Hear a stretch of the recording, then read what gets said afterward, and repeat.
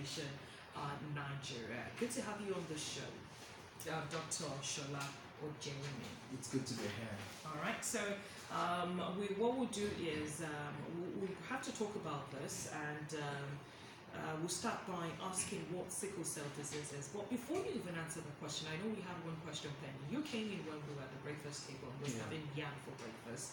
And I said to myself, yam, the first thing I know is about yam is it chokes. Sometimes it can be choking if you don't have water beside you. Now, for sickle cell patients, is it really healthy at all to have yam? Oh, yes. One of the things we tell people with sickle cell disorder is that they should ensure that they have a balanced diet. Okay. And then, of course, yam is a good source of carbohydrate. It gives quite a lot of energy. Okay. And then it's one of the things we tell them that they should eat. Of course, when they're eating it, they're not just eating carbohydrate alone. It has to be balanced with proteins, with other sources of minerals, and then have to ensure that they have something like fruit alongside. Okay. Yeah. So they can have yam in any way, fried, grilled, roasted in any way. All right, that's good to know. So let's talk about sickle cell disease. I know we've always talked about this.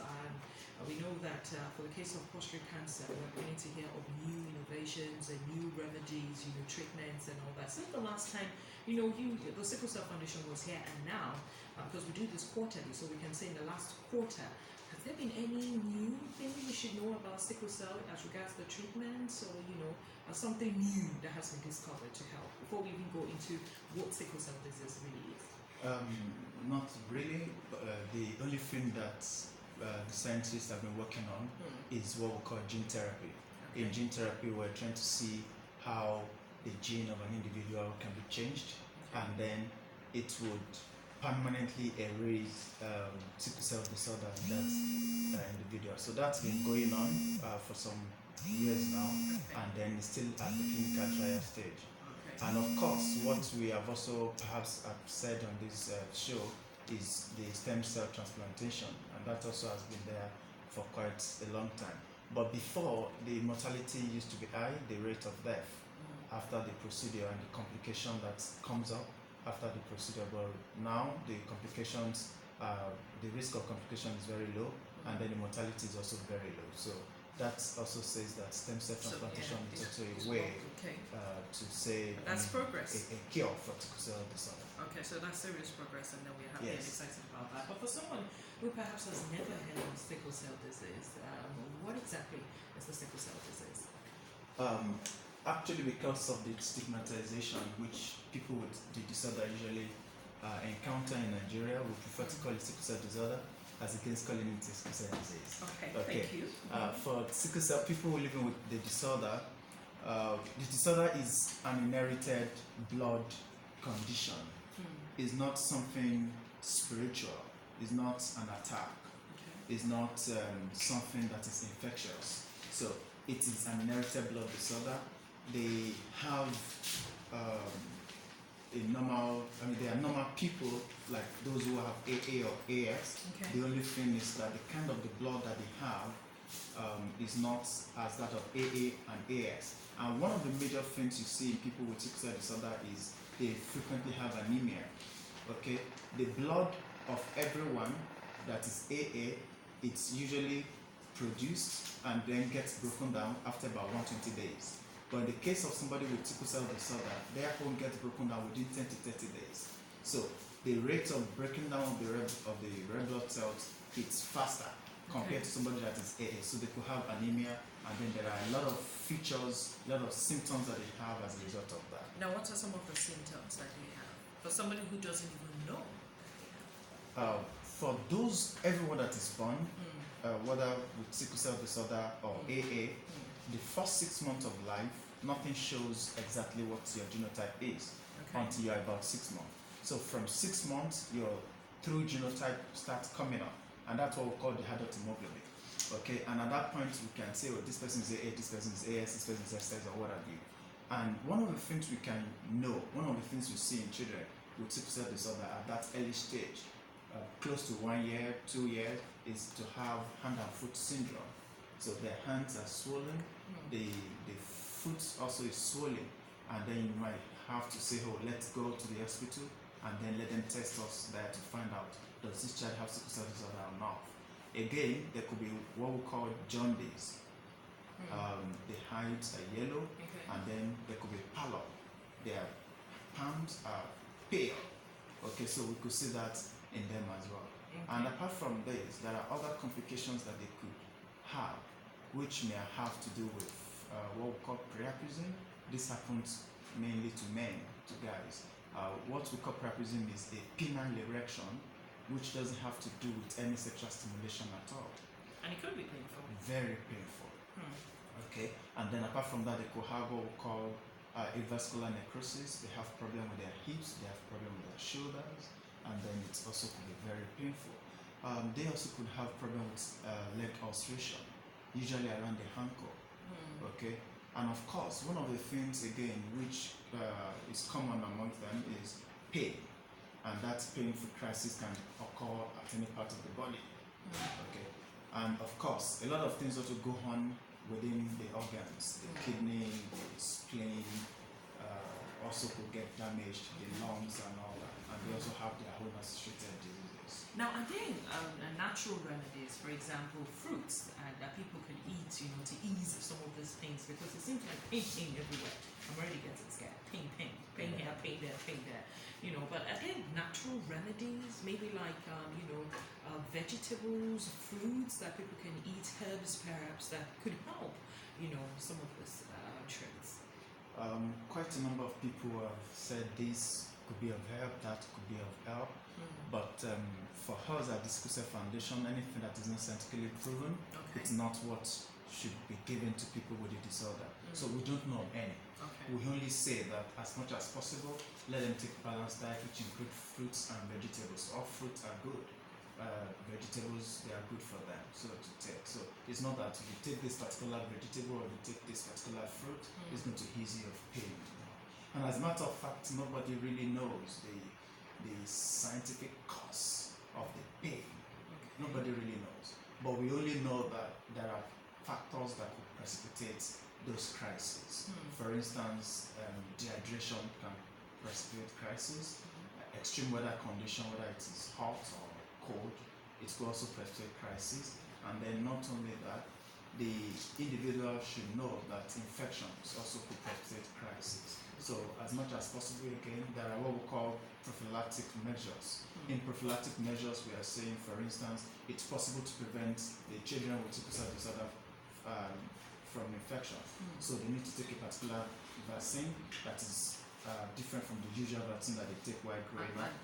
Yeah, no, 6 months after. They can, for instance, if they have known that the child has sickle cell, maybe they have done newborn screening abroad, or maybe they have done prenatal diagnosis, which we offer at our center, and then by 6 weeks of life, you can start the child on the pneumococcal vaccine. At 10 months, the child will take that vaccine again. At 10 weeks, 6 weeks, 10 weeks, 14 weeks, and 11 months, the child will keep taking the pneumococcal vaccine. This has been proven to help prevent infection in children with sickle cell disorder. Because one of the things that affect them at that age, usually before 5, quite a number of people die because of sickle cell disorder, mainly because of infection. So this pneumococcal vaccine is proven to be very helpful. And then again, because Nigeria is highly endemic when it comes to malaria, we also say that they have to take a particular drug, which is a prophylaxis to prevent them from having malaria. So all these measures, if they are put in place, it will help them not to have different complications of sickle cell disorder. Now, I'm just thinking for two people who have the sickle cell disorder and then they get married, and they know, of course, that. Oh, you mean they have sickle cell traits? Sickle cell traits, and then they get married. Thank you for correction. And then they get married. Now, it's the possibility. I don't know if that magic is going to happen that they will not have, a child. So what can they do? Is there any hope at all for them? Yeah. For couples who are having sickle cell traits, that's the same thing as saying they have sickle cell carrier. And what do we mean by sickle cell trait? It means that the individual has inherited a type of hemoglobin that is sickling. We call it HbS, hemoglobin S, and also has the normal hemoglobin A. So the combination of that hemoglobin A and the combination with the hemoglobin X that he or she has inherited from the parents is now AS. So AS is hemoglobin sickle cell trait.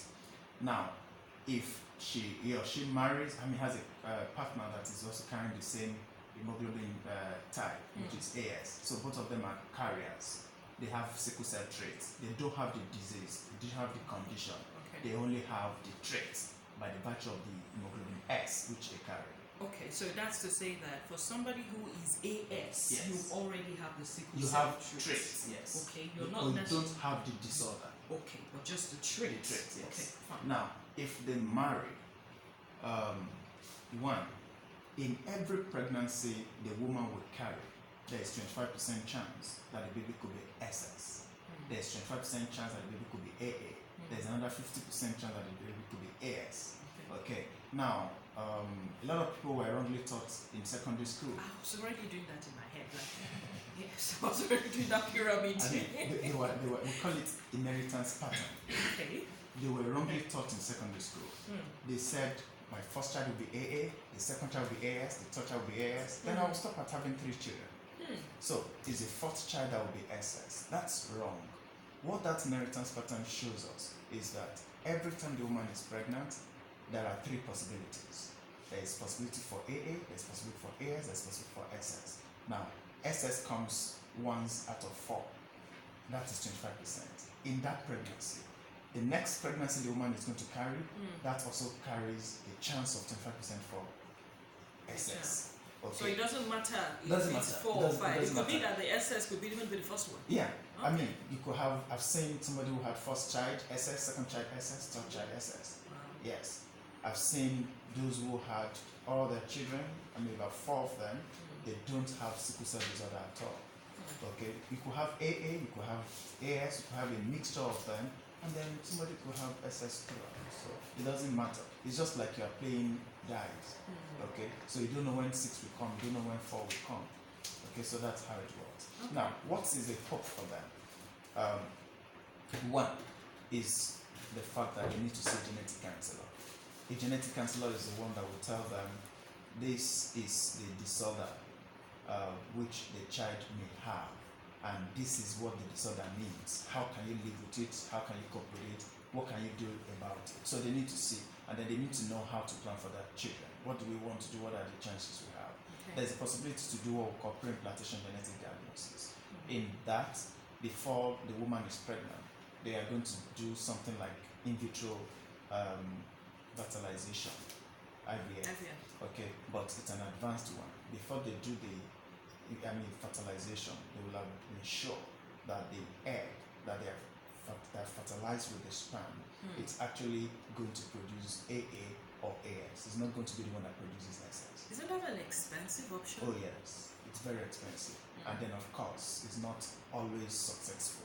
So there's that possibility of not being carried to pregnancy. Okay, so there's that possibility. So at that point, when they are putting the embryo into the woman, they are putting the one that is free of sickle cell. They are putting A or AS. So that's possible, but it's an advanced technology. We don't offer that at our center.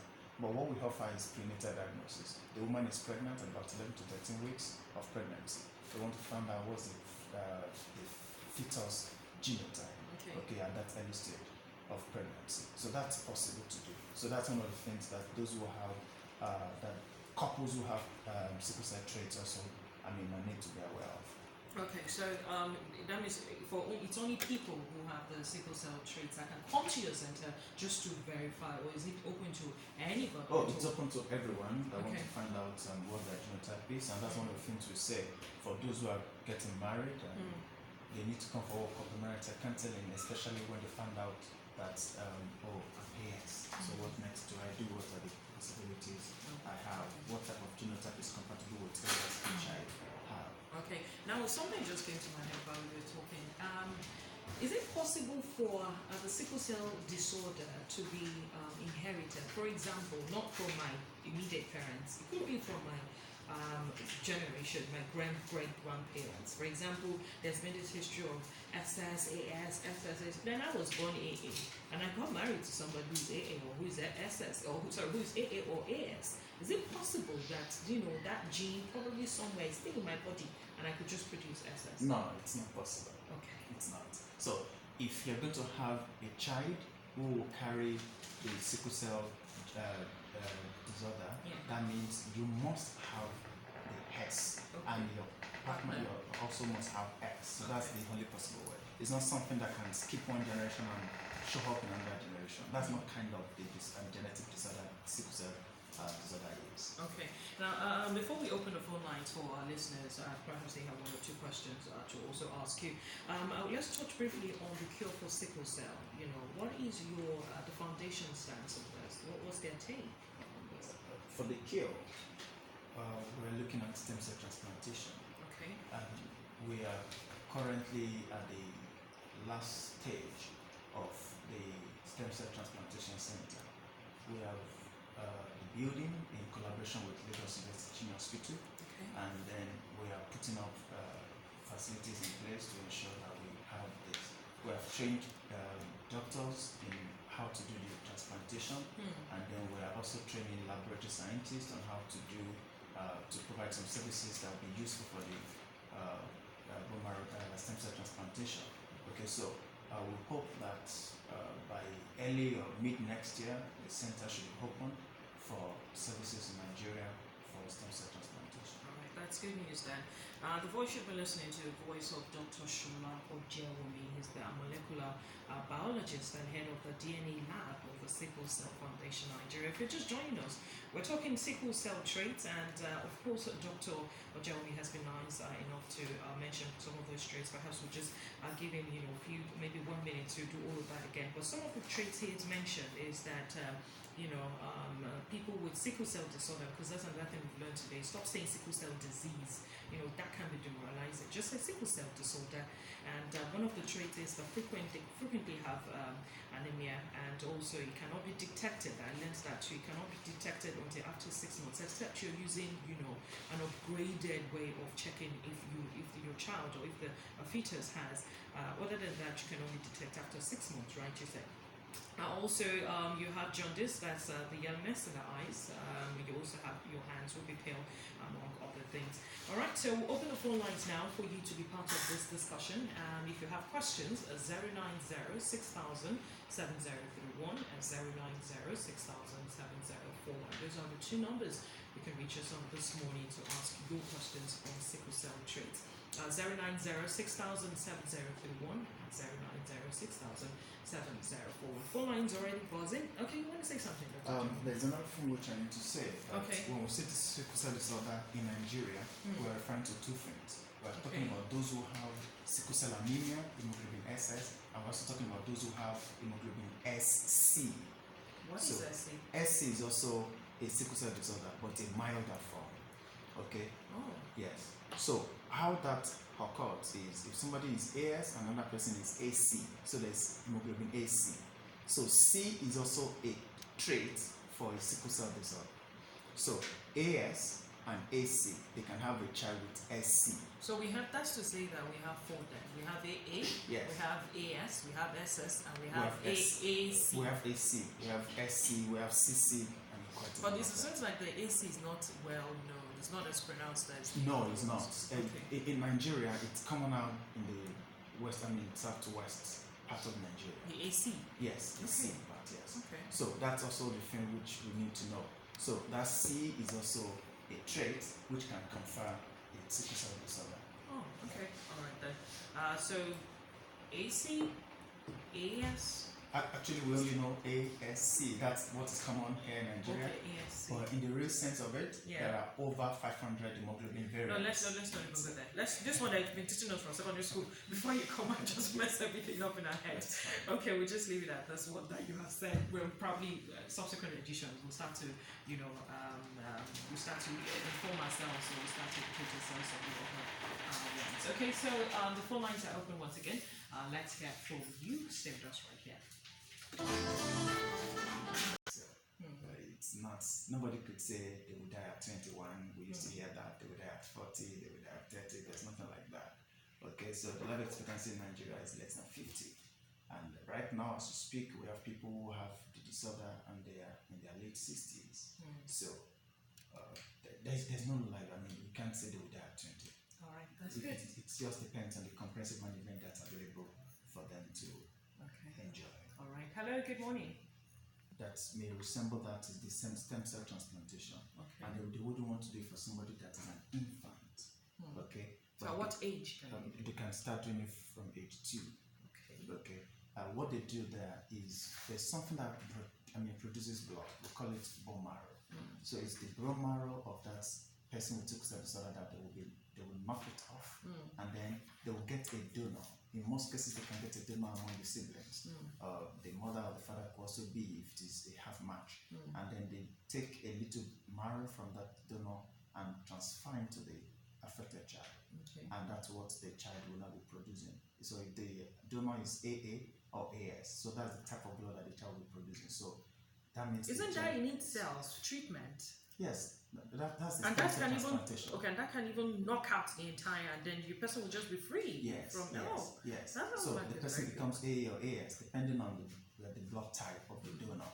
But again, that individual should remember that genetically he remains SS. The blood that is causing the problem has been changed. So if they test in the laboratory anywhere in the world, it will be showing AA or AS depending on donor's blood. However, his genetic makeup that determines his offspring still has the risk of being SS if he or she marries somebody that has the traits. So genetically he remains SS, but the blood, then probably his kids as well will still have. Yes. I think that information, if he gets married somebody who has the that information is very key, because some people will be like, see, I've done this bone marrow and I'm now pure, I'm now free. I don't know your family you went to. Some people they need to test such an individual that yes, you have done it, you are AA or AS now, but genetically you still remain SS. Okay, that's good information there. We'll take one more call and then we'll call it a day. Hello. About this, because it's quite informative and getting to hear about some things that we didn't know before. Now let's go back to the stem cell before I let you go. I know you talked about at the foundation, you guys are still working on it and all that, but other than is there anything available at the moment in Nigeria here? Do we have this stem cell transplantation happening? We have a professor in Benin who is doing it. Okay. So he's doing it at the moment. Okay, so that's hope. But like you said now, for those in Lagos. And then for us at our center, because we're still at the final stage, like I mentioned earlier, what we are doing now is those who have come abroad to do the procedure and they come back, they want to see how to manage the child until the child is completely fine, because there's a period at which you have to follow up the child after the transplant. So at the Sickle Cell Foundation, we're offering what we call post-transplant clinic at the moment. How expensive is this stem cell transplantation? It depends on where the person is doing it. If you're doing it in India, you may spend about 10 to 15 million naira. Is it okay to ask, even though I know you guys, you're still in the final stage, what are we looking at? So that in our head, we start saving money. We really don't know yet. Okay. But of course, because given the nature of the procedure, and of course we're also aware the country we belong into. Quite a number of people may not be able to afford it. It is very high. Just like other services we offer at the center, they are subsidized rates. So we're sure it's going to be something better than going to India or going to other places. Where is the center for someone who hasn't even heard of the center? Sickle Cell Foundation Nigeria is at Idiaraba, just opposite Lagos University Teaching Hospital. All right then. I must say thank you so much, Dr. Sola Ojewunmi. I know this is something I know some people are like, please, can I have the doctor's number? Is there somebody I can call? Is there a number? The number there is the number of our program coordinator. Okay, so if you want questions, or if you have questions as to how to get to the Sickle Cell Foundation, or you want to know more about the Sickle Cell Foundation, you can just call this number 080-3584 6666. I'll take the number again, 080-3584 6666. We'll put it up as well on our Facebook page and as well as on our Twitter handle, so you can have that information just in case you missed it. I must say thank you once again, Dr. Sola Ojewunmi. I hope we'll have people can also visit our website, okay, www.sickle-cell-foundation-nigeria, and then you can see quite a lot of things. .com, and then you can see quite a lot of things about what we do. Okay. Thank you so much for listening today, as well as thank you to Henry Emmanuel, Chief Tamata Psychology, for your calls, as well as other people who tried to call. Our guest has been Dr. Sola Ojewunmi. He's the molecular biologist and head of the DNA lab, Sickle Cell Foundation, Nigeria. We just have to call it a wrap at this point, and I'm better informed now on sickle cell traits, and I'm sure you also have picked up, some valuable information you can use. Ignorance, they say, is very dangerous to your health. And we must say thank you so much. I'm looking forward to have you and the foundation around again. Kindly drop your contact and social media platform, which you have already done. Please repeat it for us again. For those who want to, the website. Oh, okay. www.sickle-cell-foundation-nigeria.com. Okay, all right then. And are you available on Twitter or? Oh yes. Okay, so don't worry. The website, dude. Okay, that's fine. When you call the number I gave earlier, that's 080-3584-6666. I guess we'll get more information. We must say thank you so much again, and for sponsoring actually this edition of Good Health. Well, if you're hoping to call again, probably if you're hoping to sponsor or to place adverts on this show, you can call the producer 070-5983-3355. That's 070-5983-3355. Okay. Don't forget to go and like our Good Health RayPower on Facebook. Again, that's the page, Good Health RayPower on Facebook. And one regards to my producer, Ojewunmi. You will have for our quiz today. Don't worry, keep listening to the Saturday Breakfast Cafe. We'll give you our quiz question, and so you can send your answers. We always appreciate you for listening. I am Ojewunmi or Soin Lucy. Remember, health is well. Take care.